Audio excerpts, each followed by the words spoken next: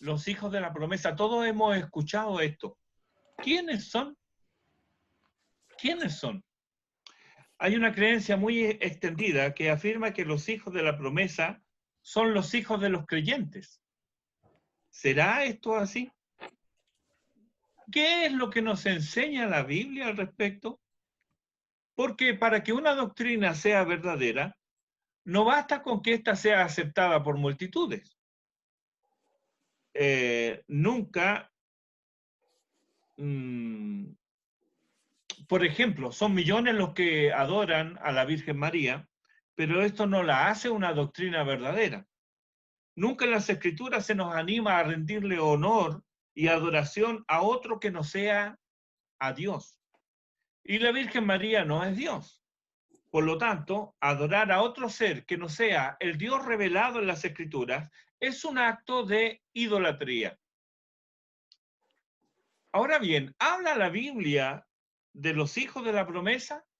Bueno, sí, la Biblia habla de los hijos de la promesa. Pero antes de que veamos lo que la Biblia dice al respecto, quiero que veamos algunos hijos de creyentes connotados. Ya eso nos va a dar una idea también acerca de esto.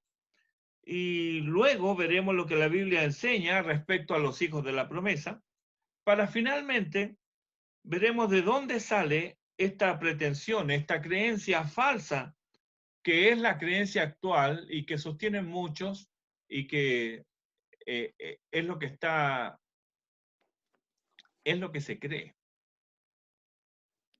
Vamos a ver entonces algunos casos. En primer lugar, vamos a comenzar con un rey piadoso, con el rey Ezequías.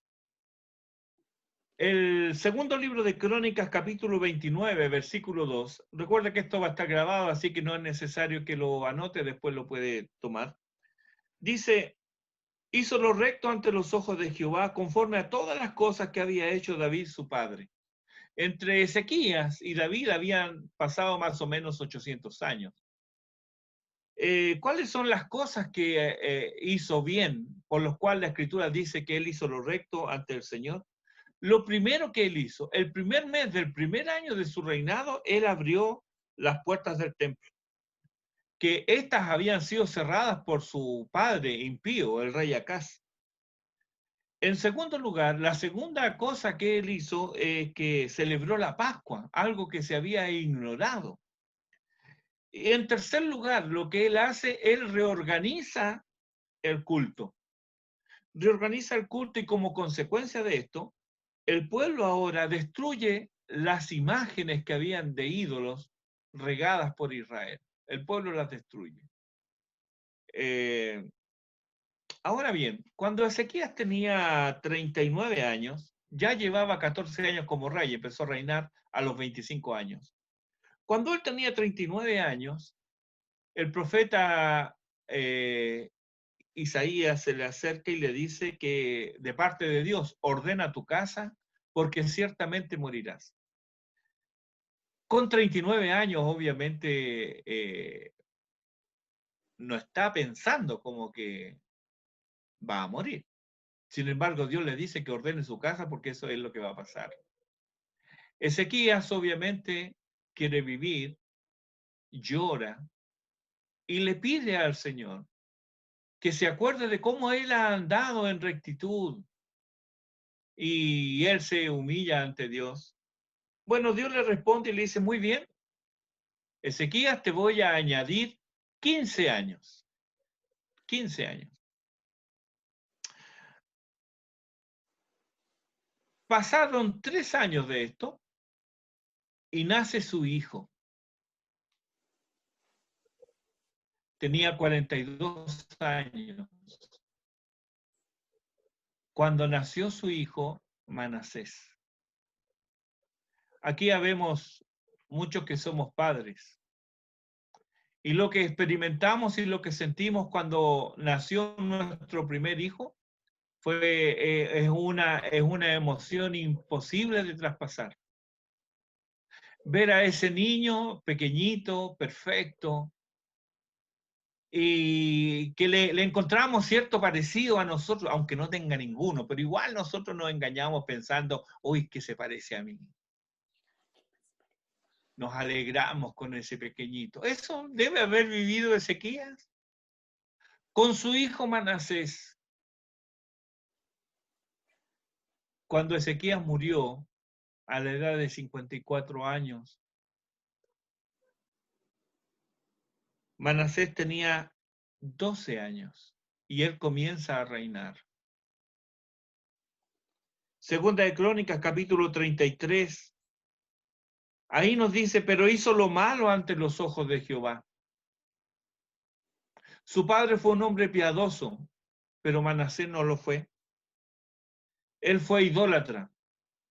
No fue idólatra 1 año, ni 5, ni 10, ni 20 años. No, fue 55 años idólatra.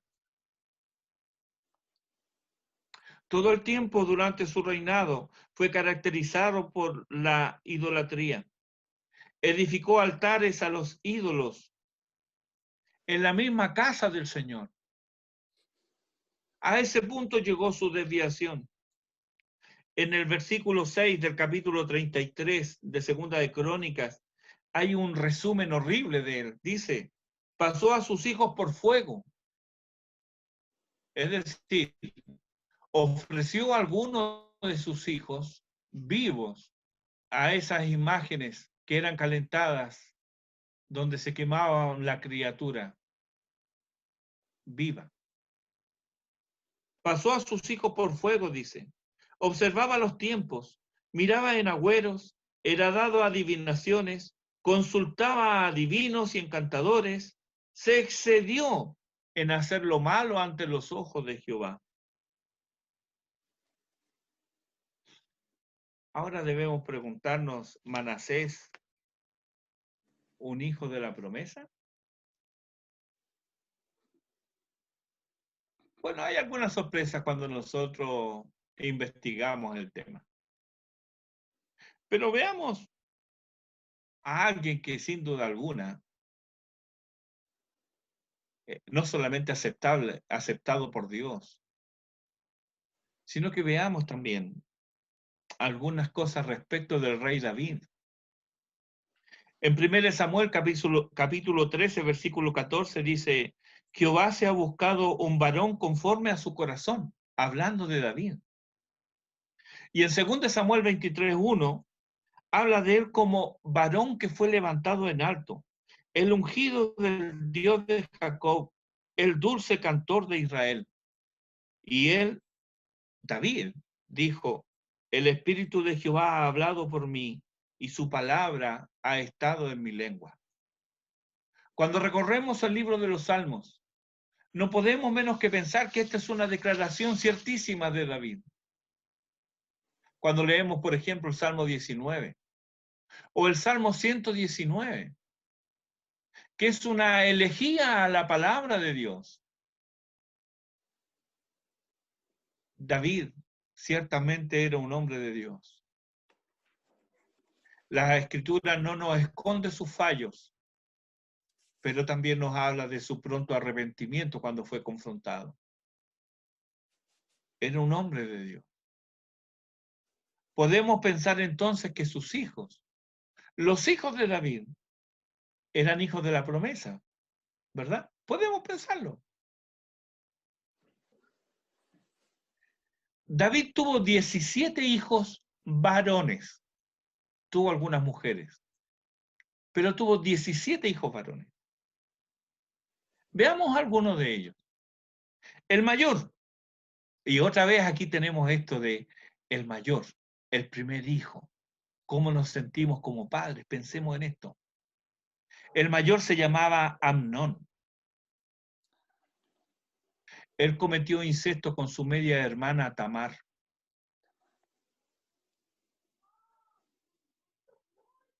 El tercer hijo de David se llamó Absalón. Absalón asesinó a Amnón, su hermano, en venganza por lo que le había hecho a Tamar. Absalón se levantó contra su padre. Absalón tomó a las mujeres de su padre a la vista de todo el pueblo Absalón persiguió a su padre para darle muerte.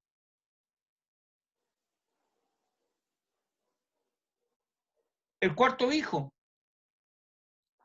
se llamaba Adonías.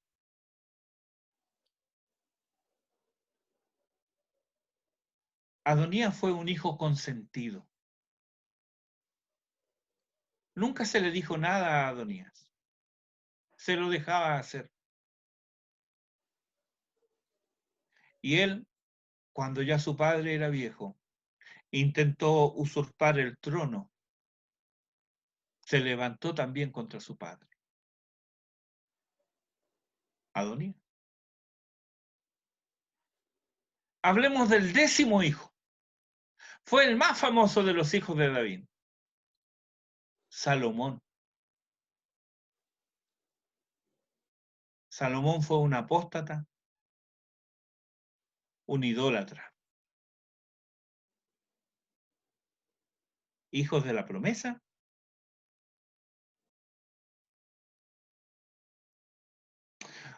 Si, si los hijos de los reyes piadosos no dieron buen testimonio, tal vez los hijos de los jueces y de los sacerdotes sí lo den. Veamos entonces, por ejemplo, a Samuel. Él fue el último juez de Israel. En 1 Samuel capítulo 2, versículo 35, habla de él como un sacerdote fiel, dice Jehová, que haga conforme a mi corazón y mi alma. Está Dios hablando. Que Samuel iba a ser conforme a su corazón. Bueno, Samuel tuvo dos hijos, Joel y Abías. De Samuel podemos saber por 1 Corintios 2, por 1 Samuel capítulo 12, que tuvo un comportamiento recto. Fue conocido así desde su juventud hasta su vejez. Un hombre recto, un hombre intachable. Sin embargo, de sus hijos leemos en 1 Samuel capítulo 8, versículos 2 y 3, y el nombre de su hijo primogénito fue Joel, y el nombre del segundo Abías, y eran jueces en Berseba. Pero no anduvieron los hijos por los caminos de su padre, antes se volvieron tras la avaricia, dejándose sobornar y pervirtiendo el derecho. Todo lo opuesto de lo que fue su padre. Y otra vez preguntamos, ¿hijos de la promesa? Bueno, Samuel sucedió en Israel como juez y sacerdote a Elí. Elí, ministraba al Señor también y al pueblo del Señor. Y Elí también tenía dos hijos, Ofni y Finees. De estos dos varones, dice 1 Samuel capítulo 2, versículo 12, los hijos de Elí eran hombres impíos y no tenían conocimiento de Jehová. Dice el versículo 22 que Elí era muy viejo y que oía de todo lo que sus hijos hacían con todo Israel y cómo dormían con las mujeres que velaban a la puerta del tabernáculo de reunión.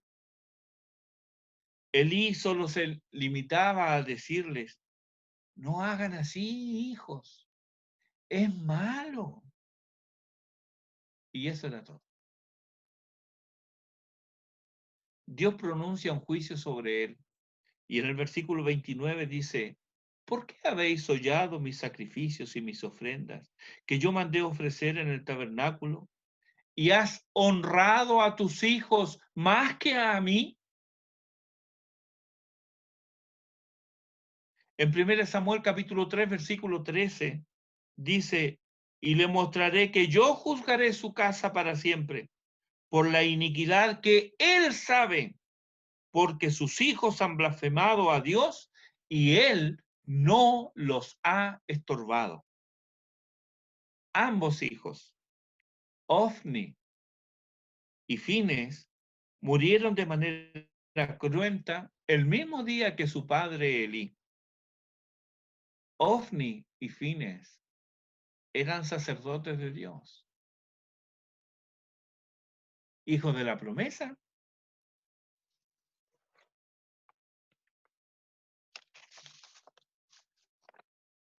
Aarón fue ungido como el primer sumo sacerdote.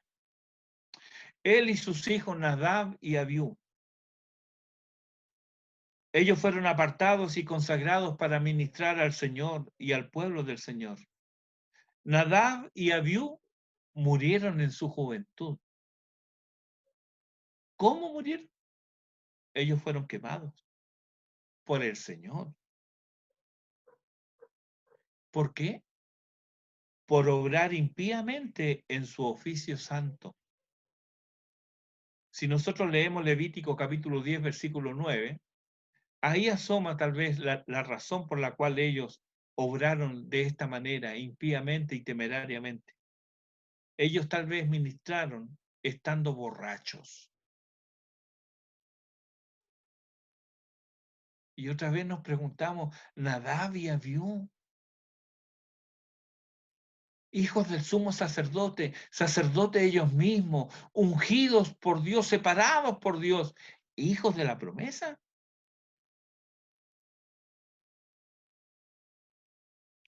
Jacob tuvo 12 hijos, varones.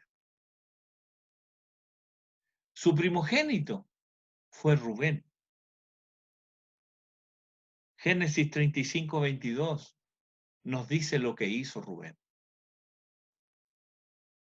Y Jacob, antes de morir, lo sentencia en Génesis 49, versículo 4. Subió al lecho de su padre.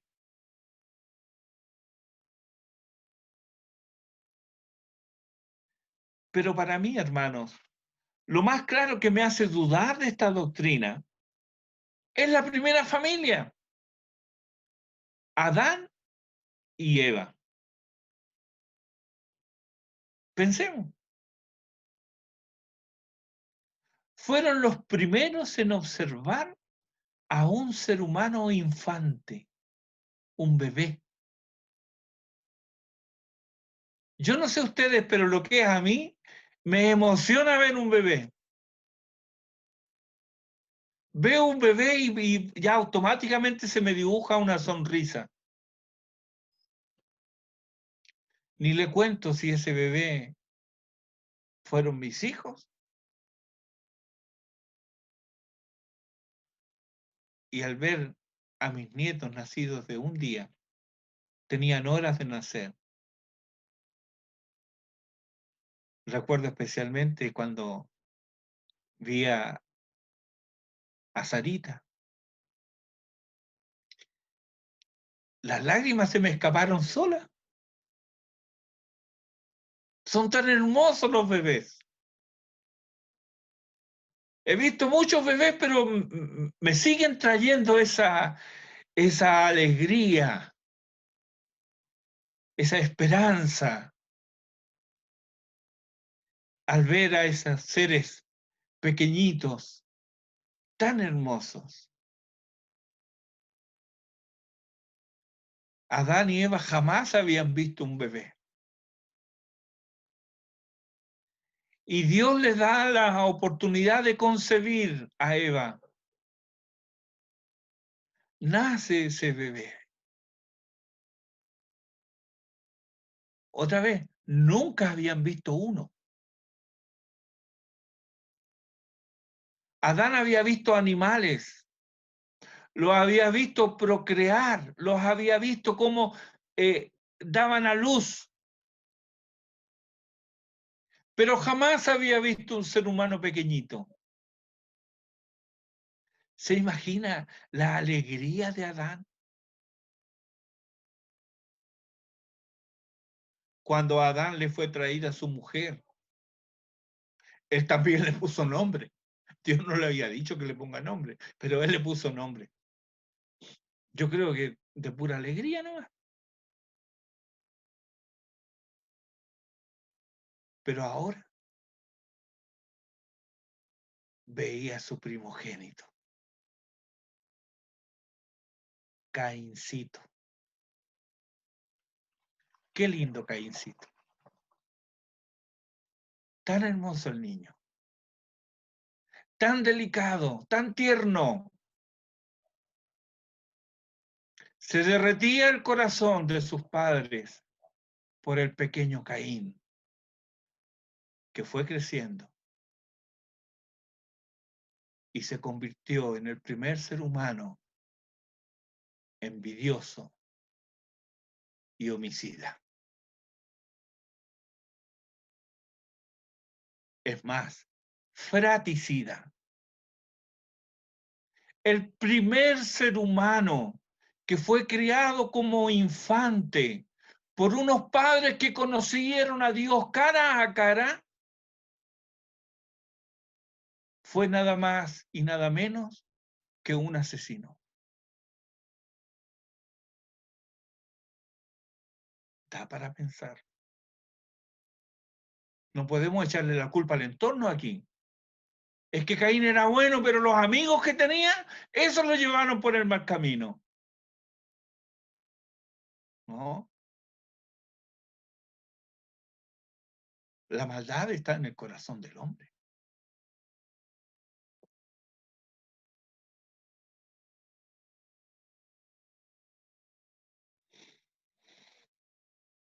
Al considerar estos ejemplos, podemos concluir sin temor a equivocarnos que la condición de hijos de la promesa no tiene relación con la carne y la sangre. Padres piadosos han tenido hijos impíos que han muerto en la impiedad. Ezequiel capítulo 18, versículo 20 dice, el alma que pecare, esa morirá. El hijo no llevará el pecado del padre, ni el padre llevará el pecado del hijo. La justicia del justo será sobre él, y la impiedad del impío será sobre él. En forma similar se expresa un conocido texto nuestro en el Evangelio de Juan, capítulo 1, versículos 12 y 13. Más a todos los que le recibieron. Hemos escuchado este texto, ¿no? Más a todos los que le recibieron, a los que creen en su nombre, les dio potestad de ser hechos hijos de Dios, los cuales no son engendrados de sangre, ni de voluntad de carne, ni de voluntad de varón, sino de Dios. Tú no eres creyente porque tus padres lo son. Nuestros hijos no son creyentes ni hijos de la promesa, como veremos, por el hecho de ser nosotros sus padres, hijos de Dios. No, hermanos. Recuerda, no es por la sangre, no es por voluntad humana, solo es por la misericordia de Dios. Y Dios, que no hace acepción de personas, exige de ellos lo mismo que exige de cualquiera de nosotros. Hechos, capítulo 17, versículo 30, dice que Dios, habiendo pasado por alto los tiempos de esta ignorancia, ahora manda a todos los hombres en todo lugar que se arrepientan.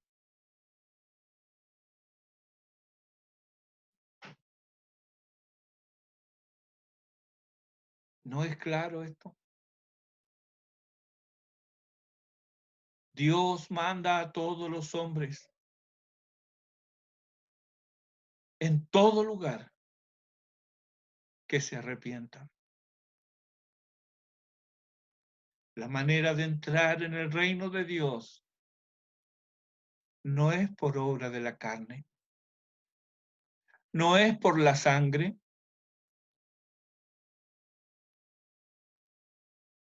será solo por la voluntad de Dios. Y Él ha puesto como requisito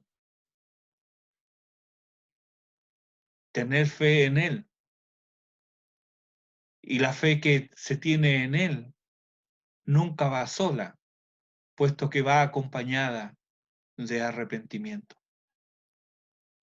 Fue nuestro Señor el que dijo, antes, si no os arrepentís, todos pereceréis igualmente, hablando de algunos que habían perecido de una manera cruenta. Si no os arrepentís, todos pereceréis igualmente. Las primeras palabras del Señor en su ministerio fueron, arrepentíos, el reino de los cielos se ha acercado.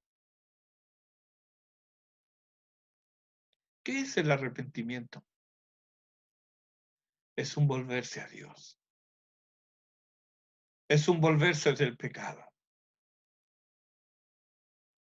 Es depositar nuestra fe en Cristo Jesús. Había mencionado que vamos a ver lo que la Biblia enseña respecto de los hijos de la promesa. No lo hemos visto todavía. Lo vamos a ver en otra oportunidad, pero lo vamos a ver. Pero mientras tanto, basten estos ejemplos para que no depositemos nuestra confianza en la afiliación que tengamos con algún creyente. No deposites tu confianza en algo tan falso como la afiliación.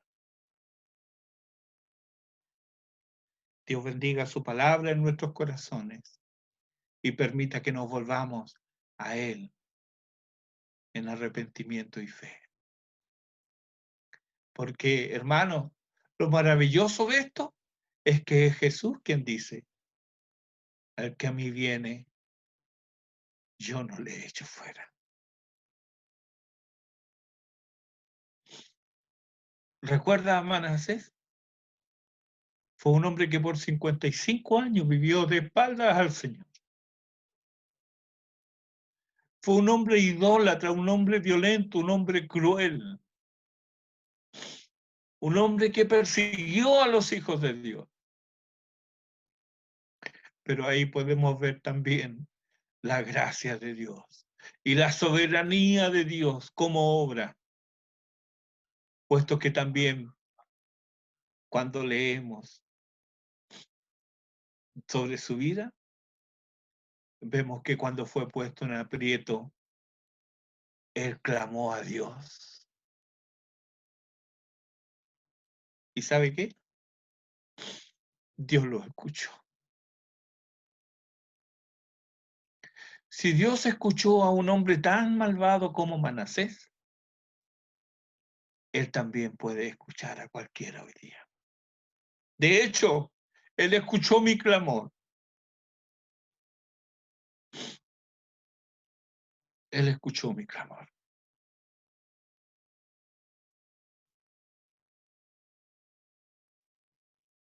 Por eso quisiera preguntarte solo una cosa esta mañana. ¿De quién eres hijo?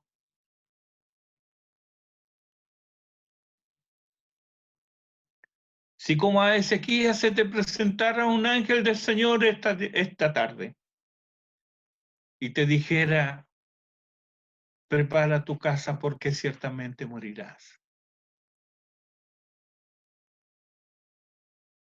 ¿qué harías? He aquí que el brazo de Jehová no se ha cortado para salvar, ni su oído se ha agravado para oír. Él hoy todavía salva. Él hoy todavía oye el clamor del pecador que va a él arrepentido. Si aún no lo has hecho, vuélvete al Señor hoy Hoy es el día. Y si tienes, como yo, hijos inconversos, intercede ante el Señor por ellos.